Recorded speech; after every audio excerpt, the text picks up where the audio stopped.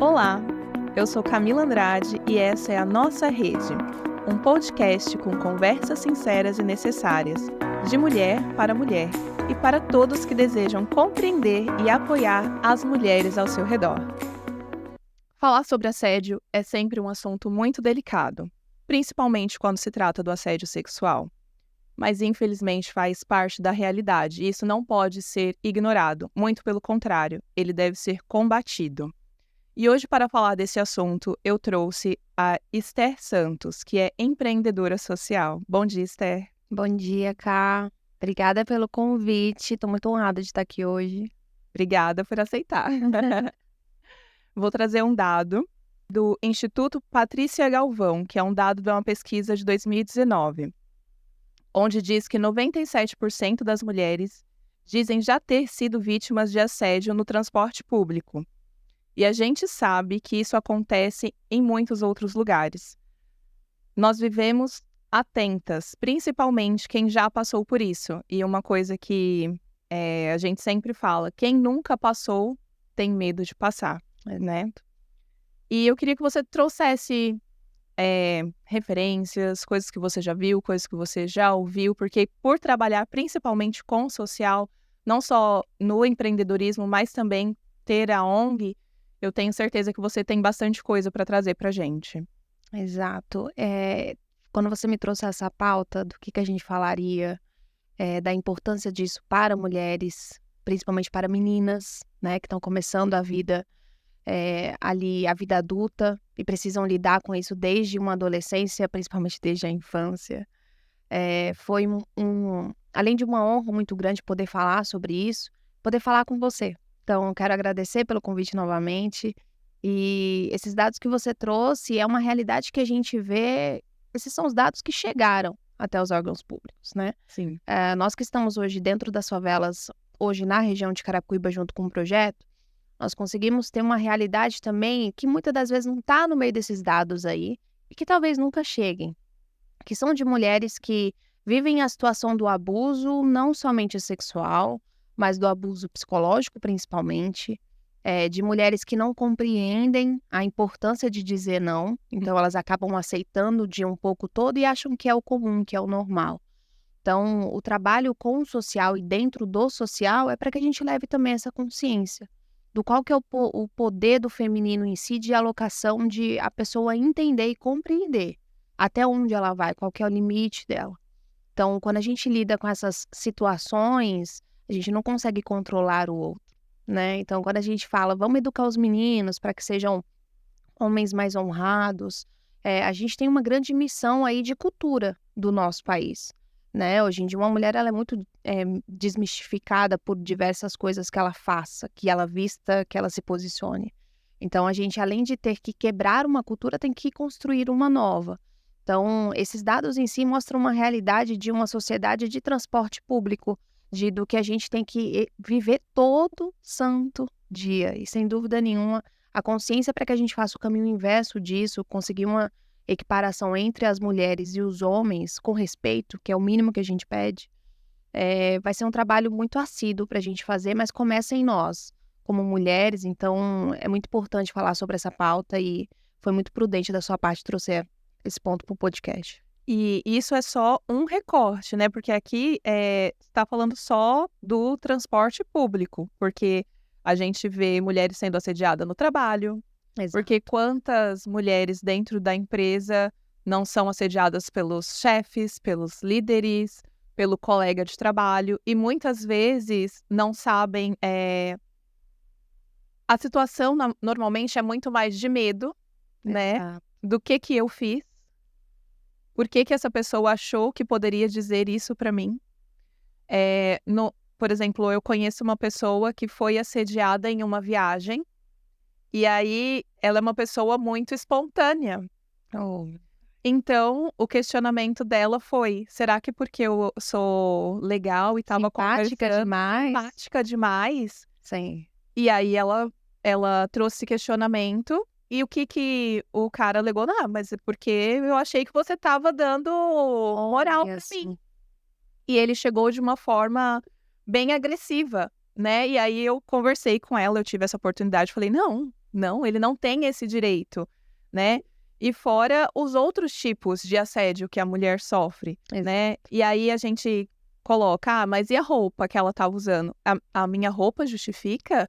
E quando é o abuso com uma criança, é a fralda dela que tá te excitando? É a fralda que tá sendo o gatilho. gatilho? Tem um outro dado que eu até anotei, que diz que no Brasil, em média, 3 crianças são abusadas sexualmente por hora. Isso é absurdo.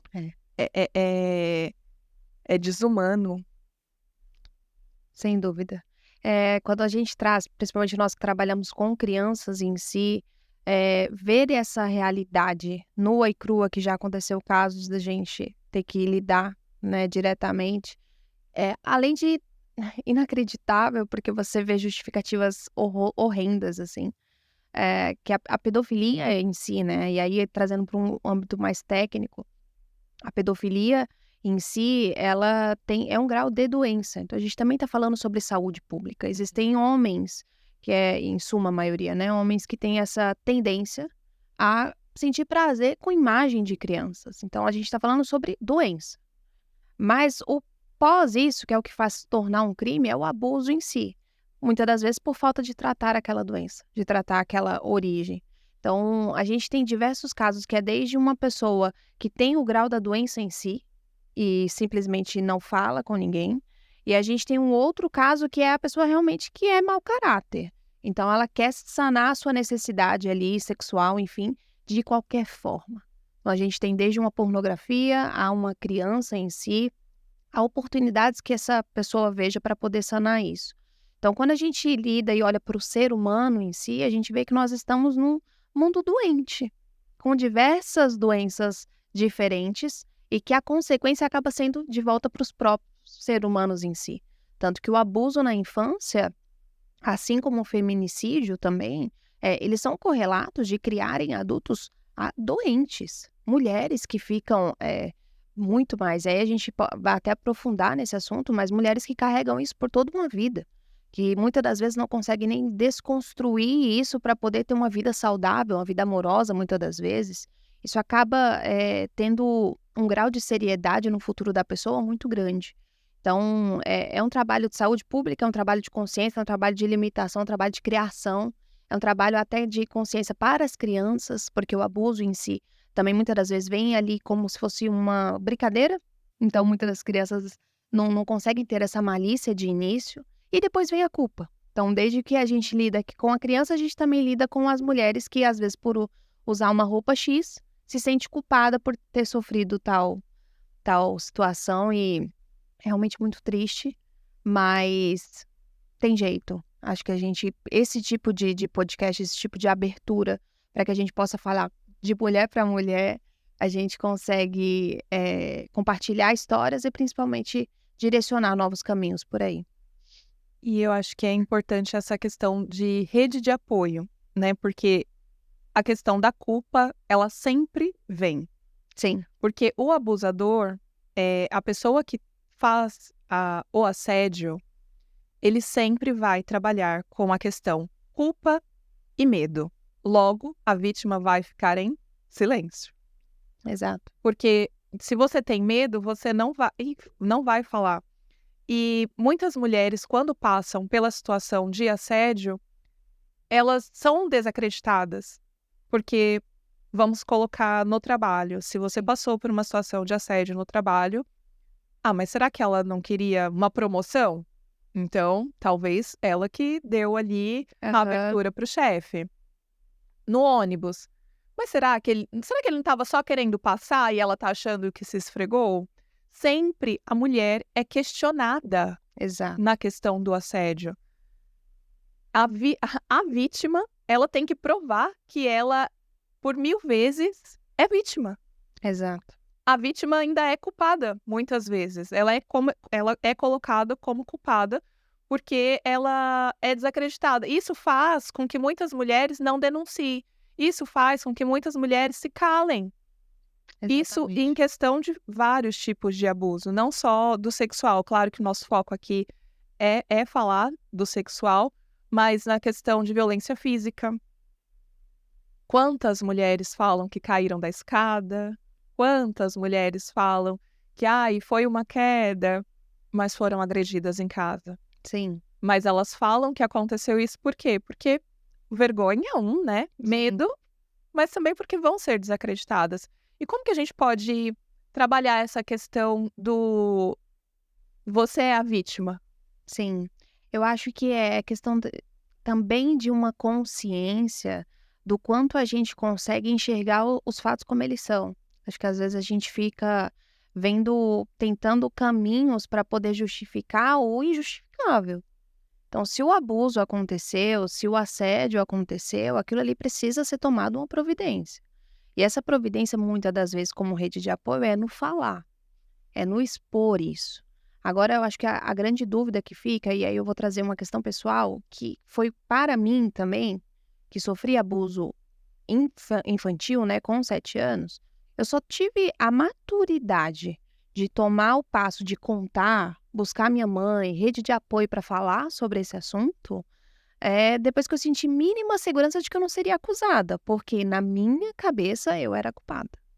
Então, se uma criança que passa por uma situação como essa já se sente culpada, imagina uma mulher que já é adulta, já madura e que muitas das vezes ela, como já tem, né, uma cultura no Brasil disso, de acusação, de que a mulher é sempre a errada, de que esse posicionamento, a vítima em si é a culpada, a gente precisa saber com quem falar. Então, por isso que é muito importante a rede de apoio inicial. Então, eu estou dizendo desde um apoio técnico, então seja um psicólogo, para você saber como lidar e gerir essas emoções, porque é um misto de emoções. Desde tudo que tiver voltado para essa sua segurança. Então, desde uma denúncia, que é muito importante. Então, Sim. quando a gente fala sobre o infantil, é buscar meios para denunciar. O Disque 100 está aí para isso. Quando a gente fala sobre a mulher em si, é muito importante procurar uma delegacia da mulher e deixar muito claro tudo o que aconteceu, todos os fatos. Porque se isso extrapolou ou não, isso aí vai ser analisado, isso aí tem que ser, inclusive, no momento em que uma mulher entra numa delegacia, ela já tem um apoio voltado para o psicológico dela, porque a primeira coisa que abala é o psicológico. Uhum. Então, é muito importante a gente ter essa clareza de buscar essa rede de apoio e falar com pessoas que, às vezes, a gente fica com medo do julgamento em si, mas muitas das vezes a gente pode ter acolhimento. Eu acho que depende muito com quem você fala e o quanto você está disposta a lidar com isso. Porque toda vez que a gente fala, eu tinha uma frase antes de lidar, né, com a questão do abuso em si, que é quando parecia que todas as vezes que eu falava com abuso com dor, parecia que eu era abusada de novo. Que eu ficava lembrando daquilo e eu não olhava daquilo como isso não foi culpa minha, né? Isso foi uma decisão de outra pessoa. Eu acabei lidando com a consequência da escolha de outra pessoa. Isso pode acontecer na vida como um todo. Mas hoje, tendo a clareza e a mulher que eu sou, depois de ressignificar. Só que nesse período eu tive terapia, eu tive minha espiritualidade, eu tive que ter uma consciência e uma conversa por dentro para eu ter esse acolhimento. Então, tudo isso é um processo, não é da noite para o dia. Aconteceu hoje, amanhã você já está, vamos viver a vida. Não é assim, a gente tem que lidar com as emoções. E é um processo doloroso também, não é um processo, ai, que tranquilo, né? Porque Exato. as pessoas acham que o processo é estalar de dedos, né? Exato, porque vê na internet, daí a guria que superou o abuso, a gente tá falando de uma guria que sofreu abuso, no meu caso, com 7 anos de idade, eu tô com 28 hoje. Então, eu posso falar que desse período de 7 até agora, muita água rolou aí por debaixo dessa ponte, mas sem dúvida nenhuma, as pessoas que estavam envolvidas nesse processo de recuperação, de acolhimento, a minha dor e tudo que eu passei, sem dúvida nenhuma, foram assim, muito, até hoje eu até me emociono, porque são pessoas, assim, que fizeram total diferença na minha recuperação para hoje, e tá aqui falando sobre isso de forma aberta. Eu sinto muito pelo que você passou. Eu sinto muito pelo que todas as mulheres que estão nos ouvindo passaram, porque a gente sabe que o processo, ele não é fácil e que, infelizmente, o abuso é uma realidade na vida de muitas mulheres. Infelizmente, eu não conheço nenhuma mulher que não tenha passado por nenhum tipo de abuso, independente da época da vida. E aí a gente está falando de vários tipos de abuso, sejam eles sexual, violência física, psicológica, porque parece que realmente é cultural. E nós somos tidas como alvo fácil Sim. de terem essa facilidade, né? E esse abuso, principalmente quando na infância, eu vou aproveitar o gancho, ele traz muitos problemas, podemos dizer assim, para uma vida adulta, porque você falou, né, dos processos e tudo mais, e, né, problemas não, melhor, traumas. Exato.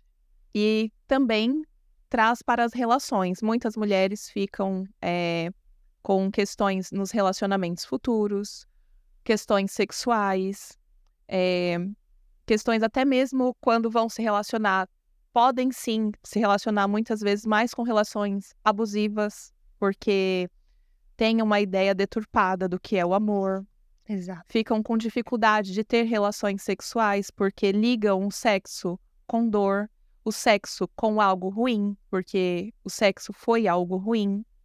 Então, queria que você trouxesse um pouco sobre isso também.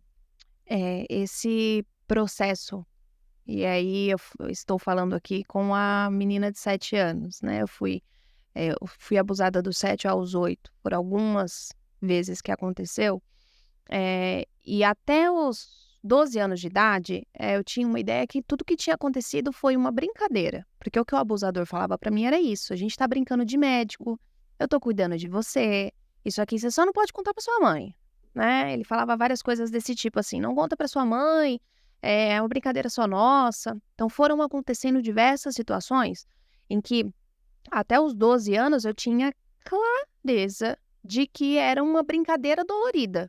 Eu não entendia o grau daquilo. Aí aos 12 anos, quando eu tomei consciência que a escola começou a falar sobre isso, é aquela período da adolescência e tal, que eu comecei a ter, dimensão de que aquilo não era uma brincadeira, que aquilo ali era a mais e que eu permiti, aí foi quando a culpa veio. Então eu tenho muita clareza de que o principal trauma que eu tive que quebrar nesse período não foi só o abuso em si, mas foi da culpa que eu joguei em mim quando eu tomei consciência da situação que eu tinha me permitido passar. Então, quando nós falamos sobre eh, quais traumas a gente leva para a vida adulta depois de um abuso, eu vou te dizer que centenas, milhares, assim, porque a gente se percebe nesse lugar. Então, nesse lugar de, calma, peraí, eu tô agindo como se eu fosse a menina de 7, 12 anos. Por que eu tô fazendo isso comigo? Por que eu tô falando comigo desse jeito? Então, eu me percebi, por exemplo, diante de relações. Então, eu tive reflexos, mu- muitos reflexos em relações que eu tive com homens, diretos. Então, às vezes da forma como eles falavam, às vezes uma discussão boba de um dia a dia. Então eu já vi aquela situação como se fosse realmente o ápice de tudo, porque eu já não queria nem lidar, porque eu sabia que em algum momento a violência viria, eu sempre esperei a violência.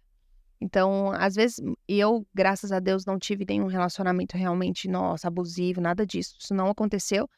Deus me trouxe pessoas muito boas, homens muito bons, mas ainda assim eu dava um jeito de sabotar aquela relação, porque eu sabia que eu carregava um trauma de uma guria, que aquela guria lá ainda sofria. Então eu não tratava ela, eu ignorava ela, eu não acolhia ela. Eu fingia que, depois que eu tomei consciência, eu deixei ela lá.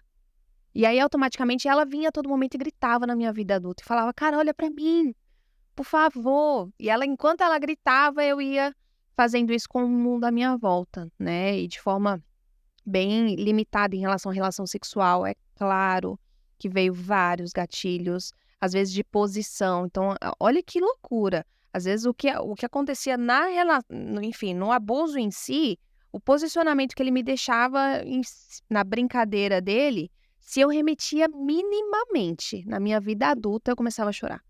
E era crise de choros assim, ó, gigantesca. E você imagina para uma mulher que tá começando a sua vida ali sexual, você ter que lidar com essas coisas e muitas das vezes O homem também não tem essa cultura de acolhimento, é muito difícil para eles também. E aí, mas em suma, a maioria sempre foi muito transparente do que eu tinha passado. Então, sempre foram pessoas que do jeito deles, me acolheram, sabe? Mas o acolhimento principal que eu precisava era o meu. E eu demorei muito para tratar essa menina. Como? Terapia, muita Com quantos terapia. anos você começou a terapia? Eu comecei terapia com 22 anos e não foi pela questão do abuso, foi por questões de trabalho, para você ter noção como eu ignorava. Mas é natural que com a terapia a gente volte, né, no nosso passado e vá ressignificando um bocado de situações. E aí a gente foi lidando com tudo, era o trabalho, o caos do trabalho, mas ao mesmo tempo olhando para essa menina e aí ressignificando e dando um novo sentido para ela. E aí, depois que essa menina realmente se libertou, glória a Jesus, nós gravamos desculpa, um documentário que hoje foi para a página da ONG em si, né? Mas foi para levar a consciência para outras mulheres de que a culpa não é nossa. A gente precisa ter essa clareza de que o que é do outro é dele e ele que precisa lidar. Se ele vai lidar isso na justiça ou não, no meu caso, não chegou aí para a justiça porque foi um caso que foram anos depois que eu fui olhar para isso. Mas o documentário em si saiu e para mim foi como... Saiu em 2021 e para mim foi realmente algo libertador. Porque eu não tinha contado... Eu tinha contado para minha mãe e para minha irmã. Minha família em si não sabia. 2021 foi aquele caos, assim. Porque menina de igreja, filha, irmã de pastor... Como assim você foi estuprada? Então, dentro de casa ainda. Então, Os dados falam que a maioria dos abusos acontecem dentro de casa. exato, Não são na rua, não são nos desconhecidos, exato. são com os conhecidos. São Exato. dentro de A casa. gente tem, se eu não me engano, um dado é de 75% que acontece dentro de casa, então tá dentro do meio ali da pessoa, geralmente um tio, um amigo. Geralmente essas pessoas que são bem coligadas, no meu caso foi uma pessoa também que vivia muito na nossa casa, e que ele tinha acesso para poder entrar na minha mente. Então não era, porque eu sempre fui uma menina, ainda mesmo que muito, muito nova, muito ligeira. Mas ainda assim, ele conseguiu tornar toda aquela situação como uma brincadeira. E aí, essa brincadeira trouxe inúmeros fatores para minha vida adulta, que até hoje, eu digo até hoje, 27 anos, eu acho que até o fim da minha vida eu ainda vou ter que lidar, porque não é o que a gente esquece, Não. não é o que a gente anula. Especificamente, eu queria anular por muito tempo. A minha oração era essa. Dá para tirar? Tira toda a lembrança, tira a sensação, mas não sai. A questão é que agora ela tem um novo sentido, essa é a diferença. Quando a gente é criança, a gente não tem estrutura emocional para entender. Então, por mais esperta, ligeira, madura para a idade, Exato. ainda é uma criança. Então, o abusador ele vai manipular, ele vai utilizar do voto de silêncio, da culpa, do você gostou, do você também queria, porque muitas vezes, principalmente aí falando do sexual, algumas crianças elas sentem algum tipo de prazer porque está num órgão Exato. sexual. Então a criança vai se sentir culpada, porque ele vai dizer você gostou. E aí a criança vai acreditar. Ou vai falar, seu pai não vai acreditar, sua mãe não vai acreditar.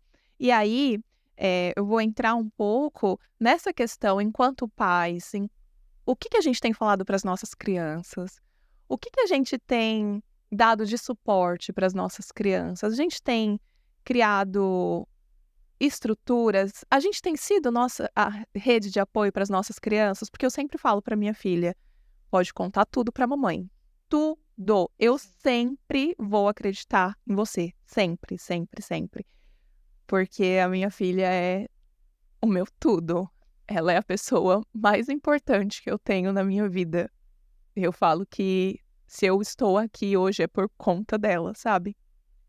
E eu quero, e eu sei que eu sou a rede de apoio dela. Sim. Então, quando a gente trata sobre esses temas, quando a gente traz esses dados, é muito dolorido e muito difícil ver que isso acontece com crianças, isso acontece com mulheres essa semana eu tive um encontro com outra mulher que também sofreu abuso, e ela dizendo que ela queria ser mãe, mas ela não gostaria de ter uma menina, porque ela sabe como é difícil ser mulher. E ela não gostaria que a filha dela passasse pelo que ela passou, e eu ouvi a minha fala da fala dela. Sim. E eu falei pra ela: "Olha, eu entendo, mas eu sei também que Deus nos capacita para ser boas mães e para dar o suporte que as nossas filhas vão precisar. Porque nós também precisamos ser esse suporte, porque elas precisam saber que elas podem contar, que elas têm em nós a rede de apoio, que elas têm em nós mulheres que elas podem confiar. Exato. Porque é muito difícil também você estar num lar em que você não pode contar, em que você acredita que aquela mulher que você vai contar é a mulher que vai É a primeira que vai te julgar. ou vai perguntar: "Você tem certeza? Sim. Será que ele não estava brincando mesmo? Porque aquele fulano é tão bonzinho. Uhum. Ah, mas aquele fulano". Então, assim, pais, cuidem dos teus filhos, acreditem nos teus filhos. Eh eh, verifiquem o tipo de brincadeira que as pessoas estão tendo com os teus filhos, vejam se são brincadeiras saudáveis. E assim, pode ser que esse corte vá para a internet, ok, sabe, não deixe seus filhos ficarem sentando no colo de qualquer um, isso para mim não é saudável, pode ser que me achem excessiva, mas a minha criança não senta, e para mim tá muito ok, sabe. "Ai, tá brincando", não, não vai sentar no colo de qualquer um, é instrução. "Ai, a gente vai no projeto social", não vai sentar no colo de ninguém, não vai no colo de ninguém, vai no colo da mamãe, ponto. Vai no banheiro com a mamãe, ponto. Sim. Eu sei o cuidado que eu tenho com a minha criança, não é um desconhecido que vai ter, sabe. Exato. Nós também temos que ser rede de apoio, nós também temos que passar confiança, porque se a minha filha tem medo de mim, se a minha filha tem medo de me contar as coisas, qual a estrutura que eu tô criando? Eu acho que também é um bom questionamento pra gente se fazer, sabe. E aí, para as mulheres que passaram abuso, que têm medo de ser mãe de menina, eu entendo vocês. Eu também. A gente entende muito, a gente sabe que não é fácil, mas os nossos traumas não podem se estender a elas. Exato. E nós podemos ser as mulheres que quebram o ciclo. Exato. Parar em nós, né? Sim, pode e deve parar em nós, porque, infelizmente, nós já temos as referências, nós já temos a bagagem. Exato. E eu acho que esse processo de ressignificação da nossa dor, ela é muito mais hoje instrutiva quando nós temos uma criança. Então eu também, eu falei essa frase por anos da minha vida. Eu quero ser mãe, agora se Deus puder me mandar um menino, eu agradeço. Menina não quero. Até que eu conheci homens que foram abusados e homens que passaram até muito mais do que o que eu tinha passado. Então você vê que isso é uma maldade intrínseca no ser humano em si, né? Uma maldade que está instalada. Mas agora, como líder social aqui, falando diretamente para pais, hoje nós temos um trabalho de consciência dessas crianças. Porque onde eu sinto que eu pequei de certa forma, é porque me faltou instrução naquela época, foi consciência sobre limites do meu corpo. Até onde uma pessoa pode tocar no meu corpo? Então, hoje nós fazemos ações sociais ali com centenas de crianças nas favelas de Carapicuíba, de levar farol humano. Então, Muito legal esse trabalho, o gente. farol humano basicamente é a cor vermelha, verde e amarela. E aí a gente faz um painel gigante com uma menina e um menino, e aí nós pedimos que as crianças colhem. Então, qual parte do corpo pode permitir tocar? O verde, cabeça, verde, pode. O amarelo aqui já seria, tá chegando muito próximo, né, das áreas mais íntimas, é um amarelo, atenção, já não pode. E o vermelho fica diretamente nas partes íntimas. Então, esse trabalho de consciência com as crianças nós temos por meio de um gibi. Então, esse gibi é de colorir, é algo totalmente lúdico. Ele é embasado psicologicamente por nossa rede de psicólogos que a gente tem dentro do Chique. Então a gente consegue, já mandou até para a Amazônia esse material, assim, é algo que a gente consegue, né, levar para criança dentro de casa. É baseado em Pipo e Fifi, que é, né, um livro que ele é específico para crianças, para dar essa consciência de controle de limite de corpo. Então, fazer isso constantemente, não é só maio, que é maio laranja. A gente sabe que em maio a gente tem uma pauta muito mais assídua sobre isso. Mas o nosso trabalho, ele é constante. É uma constância de falar para a criança a todo momento. Você lembra disso da conversa que nós tivemos? Como é que tá isso para você e na escola? Porque na escola começa, né? Aquelas crianças vão falando pro outro, namoradinha, etc. Tudo isso precisa ser revisto. Então, esse trabalho de consciência com a criança tem que ser assíduo. Não que a culpa vai ser dela, nada disso. A questão é que ela precisa saber sobre limite de corpo e principalmente sobre comunicação. Então, caso aconteça qualquer mínimo, que nem você faz com a sua filha, me conta. Então, eu não tô aqui para te julgar, tô aqui para acolher, né? Então, eu sou uma rede de segurança tua. Então, os casos de mulheres hoje que vieram até mim, muitas, contou pra mãe e a mãe não acreditou. Porque muitas das vezes era o padrasto. Como que essa mulher vai lidar na mente dela de que o marido que ela escolheu, que ela colocou dentro de casa, tá abusando da filha dela? Entende? E eu já tenho casos de mulheres que não casaram, decidiram não casar por ter uma filha menina, com receio dessa menina, enfim, acontecer algo com ela. Então, a gente tem mulheres tomando diversos tipos de decisões e fazendo sempre a extensão com a criança, para a criança. A gente pode fazer isso de uma forma mais sábia, já que hoje a gente tem informação e ela está, de certa forma, bem divulgada por aí. A gente faz isso por meio de trabalho social, mas isso pode ser feito no dia a dia mesmo. Quem não quer ser mãe de menina, eu já mudei isso, eu tenho mais vivendo flow de Deus, assim, quando Deus for enviar, que seja a vontade dele. Mas faz parte também do processo de cura, sem dúvida nenhuma. Sim, eu acho que é o que a gente sempre fala, né? A terapia sempre vem. Sempre, sempre. Quem puder, faça terapia. Se você não puder, converse com alguém de confiança, porque falar é terapêutico. Exato. E o silêncio, enquanto você tá guardando aquilo ali vai apodrecendo dentro de você. Corrói, né? Te corrói. Exato. Esse voto de silêncio que você faz desde quando criança, quando chega a idade adulta, ali só vai te fazendo mal. Então é importante você verbalizar isso para alguém. E provavelmente quando você for contar para outra mulher, ela vai contar alguma situação que aconteceu com ela, porque quanto mais a gente conversa com outras mulheres, mais a gente vê que outras mulheres passaram por alguma questão de abuso, seja ele qual for, né? Exato. A gente tá chegando ao fim deste episódio. ó. Ai, Esther, muito obrigada. Muito obrigada por ter vindo. Esse papo foi enriquecedor, foi Sim, muito bom mesmo. Queria saber se você quer compartilhar algo mais com as nossas ouvintes e falar pra gente onde a gente te encontra nas redes sociais e o projeto também. Ok. Novamente um prazer estar aqui e falar sobre essa pauta.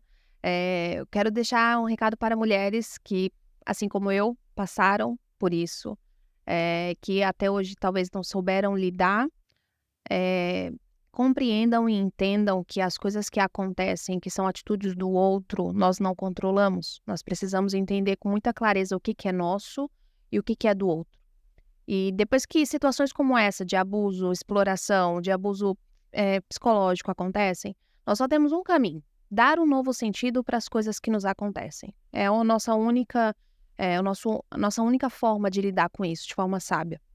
Então, para essas mulheres que precisam desse apoio, procurem uma rede de apoio, façam terapia, procurem mulheres que têm resultados positivos naquilo que você precisa lidar hoje. Então, mulheres como Camila, que estão sempre abertas para poder falar sobre esse assunto. E tenham consciência, principalmente, de que as coisas que acontecem e não estão no nosso controle, a gente não tem como mudar. Então, já que essa é a única informação que eu tenho, o que eu posso fazer a partir de agora? E geralmente essa ressignificação é que vai dar um novo sentido para todas as nossas dores. Foi o que aconteceu comigo e eu sei que esse caminho ele é dolorido, é um processo, mas esse processo ele vale a pena, vale muito a pena. Hoje eu sou uma mulher completamente diferente. daquela que não lidava, daquela que não olhava para esse lugar. E eu sei que eu só tive clareza depois de passar pelo desconforto para poder ter um conforto hoje. Em relação às minhas redes sociais, eu estou no Instagram como Estefânia Santos. Esther é meu nome aí, que a maioria das pessoas me conhece, mas meu nome é Estefânia. A ONG é Chique é Ser Solidário. Nós estamos localizados na região oeste de São Paulo. Convido a conhecer mais do projeto e essa pauta que nós temos com a Luta Laranja também é algo que a gente leva para o ano todo. Então, se quiser até levar esses materiais, são todos compartilháveis. E novamente, obrigada. Eu tenho um prazer e tenho muito orgulho de você ter dado voz. Poucas pessoas têm essa coragem de falar sobre isso de forma aberta.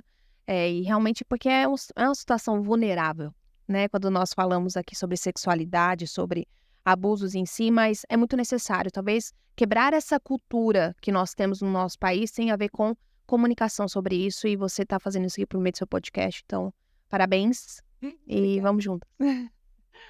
Obrigada, Esther. Você é uma pessoa incrível que tem muito a minha admiração.